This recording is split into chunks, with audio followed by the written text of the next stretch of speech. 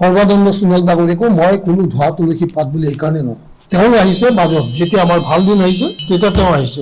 মই যদি কালি ৰকিবুল হুছেইনক দেখা পাওঁ সন্মুখত, মই তেওঁক কংগ্ৰেচুলেশ্যন নিদিম নেকি? মোৰ এইখিনি শিষ্টাচাৰ নাই নেকি?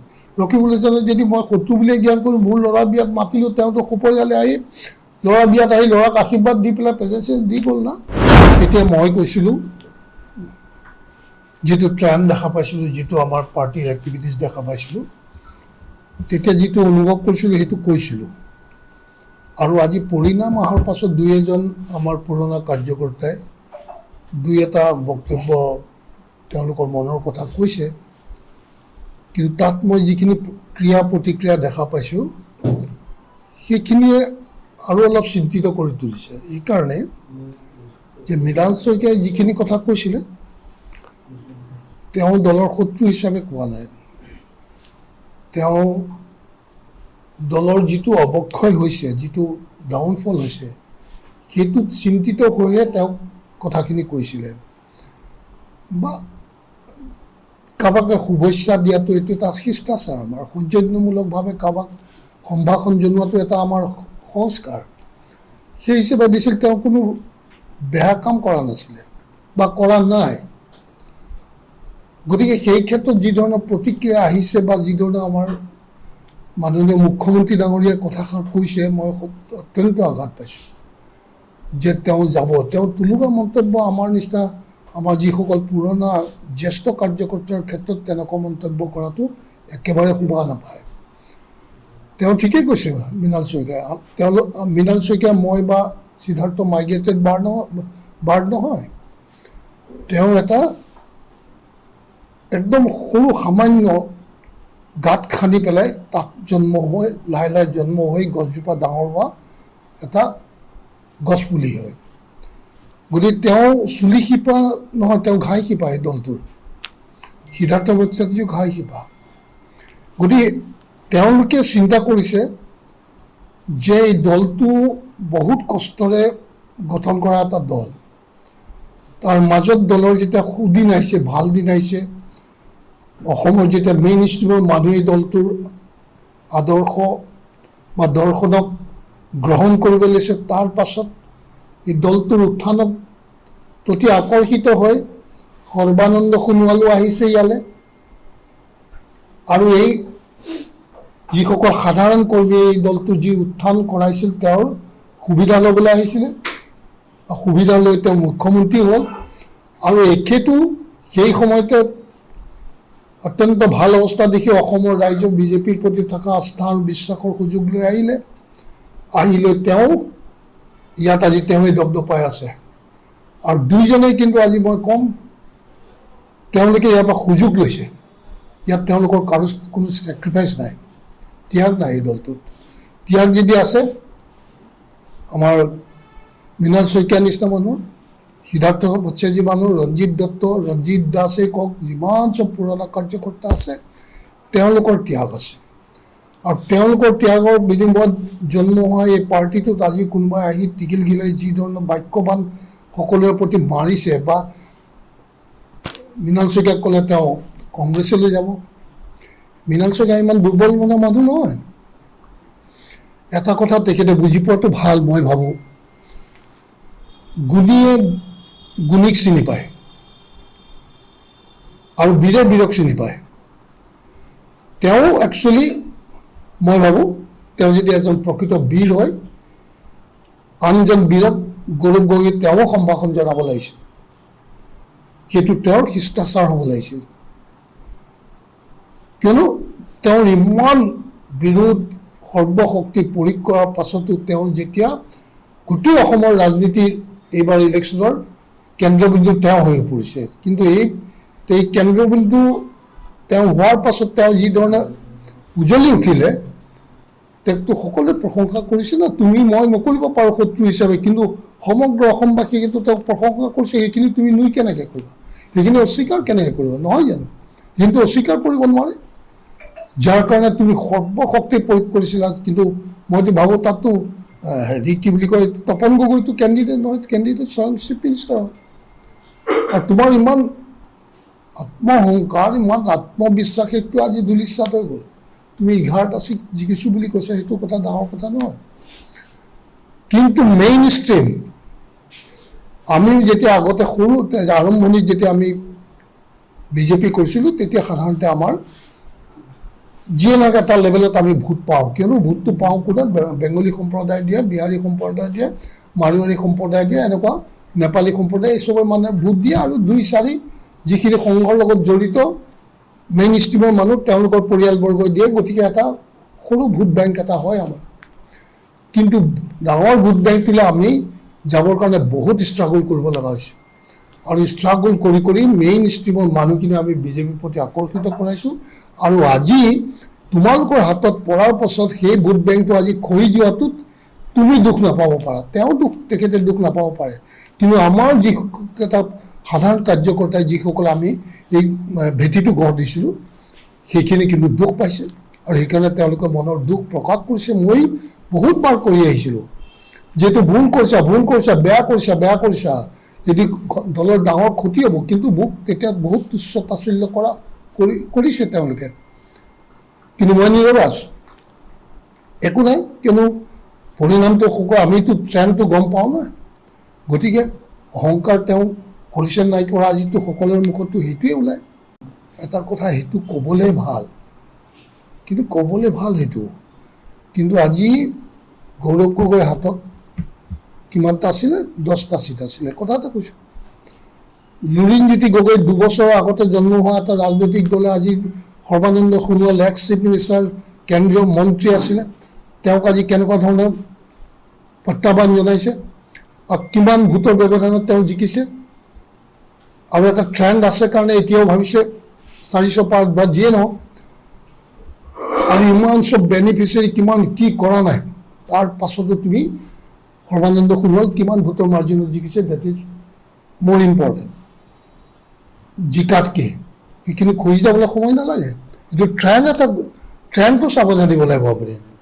ট্ৰেণ্ডটো কিয় এইটো ট্ৰেণ্ড সৃষ্টি হৈছে বিজেপিত, এড হ'ব লাগিছিলে, ইমান চব হেৰি দিছে, ইমান চব বেনিফিচিয়াৰী দিছে, ইমান চব স্কিম ডিক্লেয়াৰ কৰিছে, তাৰ পাছতো আমাৰ ভোট বেংক বাঢ়িব লাগিছিল, কিয় কমিছে, সেইটো চাব জানিলে তুমি প্ৰকৃত এজন বিচক্ষণ ৰাজনীতিবিদ হ'ব পাৰিবা।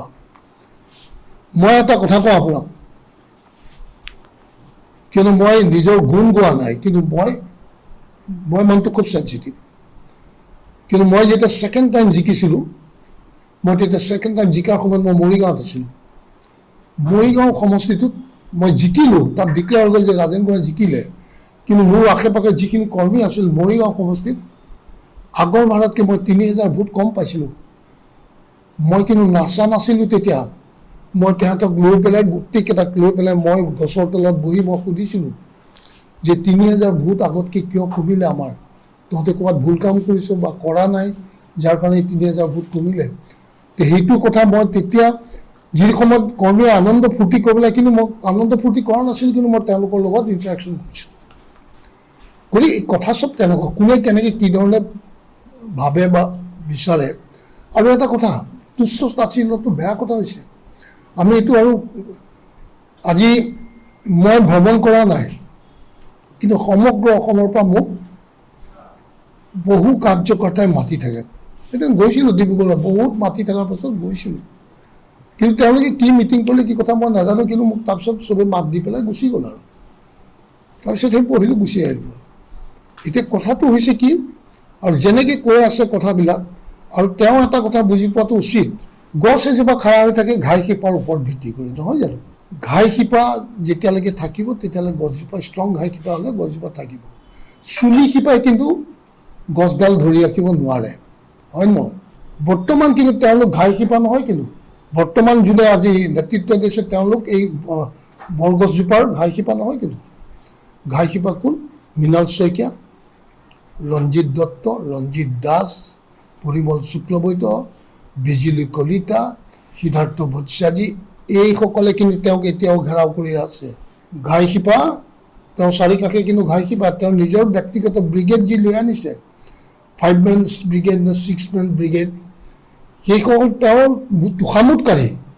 তেওঁ এই মৃণাল শইকীয়াই কৈছে, তেওঁ তোষামোদকাৰীক ভাল পায়, আৰু তেওঁৰ চাৰিকাষে থকা তোষামোদকাৰীয়ে তোষামোদ কৰি তেওঁলোকৰ ব্যক্তিগত স্বাৰ্থ পূৰণ কৰি আছে। যোনদিনা তেওঁ গিৰি যাব এই তোষামোদকাৰীয়ে হয়তো তেওঁৰ পৰা দূৰত্বত আহি যাব। গতিকে যি ব্যক্তিয়ে তোষামোদকাৰীক ভাল পায় সেই ব্যক্তিয়ে বাৰ বাৰ ভুল কৰিব, কিন্তু আমাক তোষামোদ আমিও কাকো নকৰোঁ, কৰিলেও ভাল নাপাওঁ। গতিকে এই যে মূল ঘাই শিপাসকল তাৰ চাৰিকাষে দিলীপ শইকীয়াও ঘাই শিপা। গতিকে তেওঁ এইটো ভাবিব নালাগে যে আমি আৰু নীৰৱে বহি থাকিম, এইটো সঁচা কথা। নীৰৱে বহি নাথাকোঁ, কিয়নো তোমালোকৰ হাতত বহুত দিন চালোঁ আৰু দিল্লী চুটলিপিও আমি নামানিম। কিয়নো দিল্লী চুটলিপি হিচাপে যাক যিমান দিব লাগে তেনেকেই দিলা, কিন্তু দলৰ বিপৰ্যয় আনিছা সেইটো কিন্তু আমি মানি নলওঁ। নাই নাই, দিল্লীৰ কথা চাওক, মোদীজীয়ে সেইটোতো এটা বহুত ডাঙৰ বিষয় না। সেইটো কথা মই তেখেতক সমালোচনা কৰিবলৈ মই যোৱাৰ মোৰ ক্ষমতা নাই, মই সেইটো কৰাও নাই। কিন্তু সেইটো আমাৰ কাৰণে চিন্তনীয় বিষয়। সেইটোতো আমি দেখিছিলোঁ দিল্লী ইলেকশ্যন পিৰিয়ড যে কিমান ক্ৰিটিচিজিম হৈছে আমাৰ নিচিনা আমাৰ মাননীয় প্ৰধানমন্ত্ৰী মোদী ডাঙৰীয়াক কি ধৰণৰ মানুহে ট্ৰলিং কৰিছে বা ক্ৰিটিচাইজ কৰিছে বা হেৰি কৰিছে, সেইটো দেখা পাইছোঁ। তেতিয়া দুখো লাগিছে বাৰু। যি নহওক পৰিণামটোতো ভাল নহয়।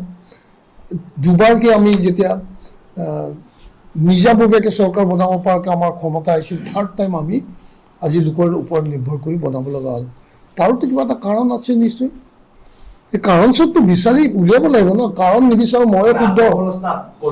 আত্মসমালোচনা আত্মমন্থনটো কৰিবই লাগিব। যদি এইটো যোনে নকৰে তেওঁৱে বৰ বুলি ভাবিলে তেওঁতো ধ্বংস কৰি যাব নহয় এফালৰ পৰা। তেওঁ মই মতালিত আমি দলটোকতো ধ্বংস হ'ব দিব নোৱাৰোঁ, নহয় জানো? দলটো তেওঁলোকে গঠন কৰা নহয়, দলটো আমাৰ দ্বাৰা বা আমাৰ দ্বাৰা মই বুলি নকওঁ, মইতো বৰ এলাগী অস্পৃশ্য দলত, কিন্তু এই যিসকল ব্যক্তি আছে তেওঁলোকৰ দ্বাৰা সৃষ্টি কৰা এইটো দল। তেওঁলোকে কেতিয়াও দলটোক ধ্বংস হৈ যাব দিব নোৱাৰে। ৰঞ্জিত দত্তও ঘাই শিপাৰ মানুহ, তেওঁ এইটো কথা পাহৰি যাব নালাগে। কামাখ্যাও ঘাই শিপাৰ মানুহ। তেওঁ যদি ঘূৰি পেলাই চাই তেওঁৰ আশে পাশে থকা তেওঁ এজন অত্যন্ত এই দলত দুৰ্বল মানুহ। আজিৰ দিনত আমি মনে মনে আছোঁ কাৰণে আমি যদি ওলাই যাওঁ মুকলিভাৱে, যদি তেওঁৰ বিৰুদ্ধে ক'বলৈ যাওঁ, যদি আমাৰখিনিক যদি পুনৰ আমাৰ অধিকাৰ ঘূৰাই অনাৰ কাৰণে আমি আগবাঢ়ি যাওঁ, তেওঁ ৰখাব পাৰিব? নোৱাৰে, তেওঁ ৰখাবই নোৱাৰে। আৰু আমি বহুত কিবা কিবি ব্যৱস্থা দৰকাৰ হ'লে জনসংঘ আমাৰ লগত ওলাই আহিব, সেইখিনি বিশ্বাস আছে। গতিকে মানুহে ৰাজনীতি কৰোঁতে অলপ ভাবি চিন্তি কৰিব লাগে। তেওঁ এজন বিচক্ষণ, তেওঁ নিজকো ভাবে, আমাৰ ৰাইজেও কয়, কিন্তু বিচক্ষণ মানুহে লোকে দেখুৱাই দিয়া ভুলটো শুনি পেলাই ভুল শুদ্ধ বিচাৰ কৰি শুধৰাব জানিব লাগিব। তেতিয়া কিন্তু তেওঁ পাৰফেকশ্যনটো আহি গৈ থাকিব। গতিকে হয়তো বহুতে নাজানে, বিজুলী কলিতা এতিয়া কৈছে যে তেওঁলোকে মানে কংগ্ৰেচুলেশ্যন দিয়াটোৱে তেওঁলোকৰ মানে দুখ হৈ গ'ল। কিয়? মইতো দিছোঁ। মই যদি কালি ৰকিবুল হুছেইনক দেখা পাওঁ সন্মুখত, মই তেওঁক কংগ্ৰেচুলেশ্যন নিদিম নেকি? মোৰ এইখিনি শিষ্টাচাৰ নাই নেকি? ৰকিবুল হুছেইনক যদি মই শত্ৰু বুলিয়ে জ্ঞান কৰোঁ, মোৰ ল'ৰা বিয়াত মাতিলোঁ, তেওঁতো সপৰিয়ালে আহি ল'ৰা বিয়াত আহি ল'ৰাক আশীৰ্বাদ দি পেলাই প্ৰেজেন্ট দি গ'ল না। এইটোতো এটা সম্পৰ্ক নহয়, ইজনে এইটো সমাজ ব্যৱস্থা নহয়। তেওঁ দলটোৰ আদৰ্শ বেলেগ, ইজনে সিজনৰ শত্ৰু নহয় নহয়। তেওঁ এইটো কেনেকুৱা কথা কৈছে? আৰু ইমান ডাঙৰ কথা কৰিলে তেওঁ সেই দললৈ যাব। আৰে তেওঁতো ভূপেন বৰা আহিব বুলি কথা, ভূপেন বৰাক লৰাব নোৱাৰিলে। সেই চব কথাইতো অসমৰ ৰাইজে তেওঁ বেয়া পাইছে না। লোকৰ ঘৰ ভাঙি পেলাই তুমি নিজে শক্তিশালী হ'ব খোজাটো অসমৰ ৰাইজে বা কোনো সমাজ ব্যৱস্থাই এইটো ভাল নাপায়। কিয় লোকৰ ঘৰ ভাঙিবা? তুমি তোমাৰ ঘৰ মজবুত বনোৱা, তোমাৰ দুৰ্বল ঘৰতে তোমাৰ ঘৰটো ভাঙি দিব নোৱাৰে না। কিন্তু তেওঁতো সেইটো দৰ্শন লোৱা নাই না, তেওঁৰ দৰ্শনটো বেলেগ। একফালৰ পৰা ভাঙিছে, আমি শুনিও বেয়া লাগিছে, লাজ লাগিছে। কি কৰিব কৈছা? কি কৰিব কৈছা? আজি সুৰেশ বৰা মোৰ শত্ৰু নহয়, মোৰ বন্ধু, মই চিনি পাওঁ, ভাল ল'ৰা। কিন্তু তেওঁক আনিয়ে তুমি কিয় দি দিলা ইয়াত চিট? কি আমাৰতো মই নেখেলোঁ আৰু মই চাওক, মই কোনো মানে আজি এটা কৈ থৈ গ'ল, ইলেক্ট্ৰেল পলিটিক্স নকৰোঁ। গতিকে মই কাৰোলৈ ভয় কৰিলে কথা নাই। কিন্তু মই মোৰ এই দলীয় কৰ্মী বা এই আমাৰ দলটোৰ স্বাৰ্থত মই মাত পাতিম। আৰু আজি তুমি ইমান অহংকাৰী হৈ গ'লা যে সুৰেশ বৰাক আনি পেলাই তুমি ইয়াত প্ৰাৰ্থিত্ব দি দে। আমাৰ ইয়াতোতো আমাৰ মূল সুঁতি বা ইয়ং ল'ৰা বহুত কেইটাই বিচাৰিছিল না। মোৰ ল'ৰাৰ কথাটো নকওঁ বাৰু, কিন্তু আমাৰতো বহুতে কিবা শৰ্মা বুলি এইটো কি আছিল তাৰ নাম হা সুন্দৰ শৰ্মাই বিচাৰিছিল মোৰ তালৈকে আমাৰো আহিছে মই ক'লেতো কেণ্ডিডেট দি নিদিয়ে সেইটো তই বিচাৰি ভোৰ চলাই আহি লাভ নাই যদি মোক কোনোবাই সোধে মই ক'ম যা তোৰ কথা তাকো দিব পাৰিলেহেঁতেন কি অন্ততঃ দলীয় কৰ্মীখিনি সুখ পালেহেঁতেন আন্তৰিকতাৰ কাম কৰিবলৈ খুব সুবিধা পালেহেঁতেন তৎসত্বেও কিন্তু মই মোক নিৰ্মল মমিনে আহি যেতিয়া ক'লে মই তেওঁৰ কথা মতে দলীয় কৰ্মীখিনি গোটাই দিলোঁ টকা পইচা অলপো দিলে সেই তেওঁৰ মানুহৰ দ্বাৰা বিলাই দিছোঁ তেওঁলোকে কাম কৰিছে যথেষ্ট ভোট পাইছে কিন্তু প্ৰদ্যুৎ বৰদলৈ কিমান ভোটত হাৰিছে জিকিছে হা বহুত কম ভোটত জিকিছে তেওঁ নিয়মমতে তেওঁ 4 লাখ ভোটত জিকিব লাগিছিল 4-5 লাখ ভোটত সেই কথাটোতো মৃণাল শইকীয়াই বাৰ বাৰ কৈছে কিছুমান মানুহৰ তেওঁলোকে ভাবিছে তেওঁলোকৰ বহুত ডাঙৰ একচেপ্টেবিলিটি আছে বহুত জনপ্ৰিয়তা আছে আৰু মুখ্যমন্ত্ৰী ডাঙৰীয়া তেওঁলোকৰ ক্ষেত্ৰত সেইটোৱে ভাৱধাৰা আছে যাৰ কাৰণে তেওঁলোকক পঠাই দিছে যে এওঁলোকে চব শক্তিক বশীমূল কৰি আমাৰ হেৰিক জিকাই আনিব পাৰিব আৰু সেই হিচাপে তেওঁ পঠাইছে কিন্তু তেওঁলোকৰ যে জনমানসত ভাৱমূৰ্তি বেয়া সেই কথাটো মৃণাল শইকীয়াই উনুকিয়াই দিছে তাৰ কাৰণে তেওঁ ট্ৰল কৰিছে বেয়াকৈ কৈছে কোনোবা 8 PM 7 PM কিবা বহুত কৈছে এই মুখখন তেওঁ থাকিল বুলি যাক তাক যি টি ক'ব নালাগে তুমি কালিৰ ল'ৰা তুমি এই দলত কালি আহিছা তোমাৰ শক্তি আছে কাৰণে তুমি দপদপাই আছা মৃণাল শইকীয়াই কৈছে নহয় মোৰ পৰিচয় বোলে তেওঁলোকে দিব নালাগে মোৰ আইডেণ্টিটি কালিও আজিও আছে কালিও থাকিব আগলৈও থাকিব MLA নহ'লেও থাকিব MLA হ'বৰ কাৰণে তোমালোকে তেওঁৰ মানে চৰণৰ ধূলি পাবৰ কাৰণে তোমালোকে বেৰি ৰাখিছা আৰু বেৰি ৰাখি তেওঁৰ পৰা সুবিধা লৈছে চব আৰু লগে লগে তেওঁক ধ্বংস কৰি গৈ আছে তেওঁলোকো তেওঁৰ শুভাকাংক্ষী নহয় নিশ্চয় মইতো কম যে তেওঁক চাৰিওকাষে যিকেইজন তেওঁৰ ব্ৰিগেডে ঘেৰি ৰাখিছে তেওঁলোক এজনো আজিৰ মুখ্যমন্ত্ৰীৰ শুভাকাংক্ষী নহয় তেওঁলোকে নিজে নিজৰ শুভাকাংক্ষী তেওঁলোকে তেওঁৰ লগত থাকি যিমান ঘনিষ্ঠভাৱে থাকি পেলাই তেওঁলোকৰ ব্যক্তিগতভাৱে যিমান সা সম্পত্তি আহৰণ কৰিব পাৰে উপাৰ্জন কৰিব পাৰে তাৰ কাৰণে তেওঁ চাৰিওকাষে শুভাকাংক্ষী হিচাপে বহি আছে আৰু সেইটোৱে মুখ্যমন্ত্ৰী ডাঙৰীয়াই ভুলভাৱে চিনাক্তকৰণ কৰিছে আৰু যাৰ কাৰণে তেওঁ বিপৰ্যয় আহিছে আৰু মৃণাল শইকীয়াই কোৱা কথাটো সেইটোৱে তাৰ মাহাত্য হৃদয়তনো কোন চা বেয়া কাম কৰিছে অশোক শৰ্মাই কোন চা বেয়া কাম একো কৰা নাই তোমালোকে দিব পাৰা হাজাৰ হাজাৰ যেতিয়া কৰ্মী ওলাই আহিব কাক কিমান তুমি চকজ দিবা হে কোন চা কি ভাল কাম কৰিছা তোমালোকে কি ন্যায় দিছা আমাৰ প্ৰতি কি ন্যায় দিছা আমাৰ দলীয় কাৰ্যকৰ্তাৰ প্ৰতি তুমি যৌতুকত অনা মানুহখিনিকে লৈতো তুমি মাত্ৰ ৰাজনীতি কৰিছা ক্ষমতাৰ উপভোগ কৰিছা তুমি এনজয় কৰিছা তেওঁলোকক এনজয় কৰিব দিছা এদিনটো মুখ্যমন্ত্ৰী ডাঙৰীয়াই মোক নিজেই কৈছে সৰ্বানন্দ সোণোৱাল ডাঙৰীয়াকো মই কোনো ধোৱা তুলসী পাত বুলি এইকাৰণে নকওঁ তেওঁ আহিছে মাজত যেতিয়া আমাৰ ভাল দিন আহিছে তেতিয়া তেওঁ আহিছে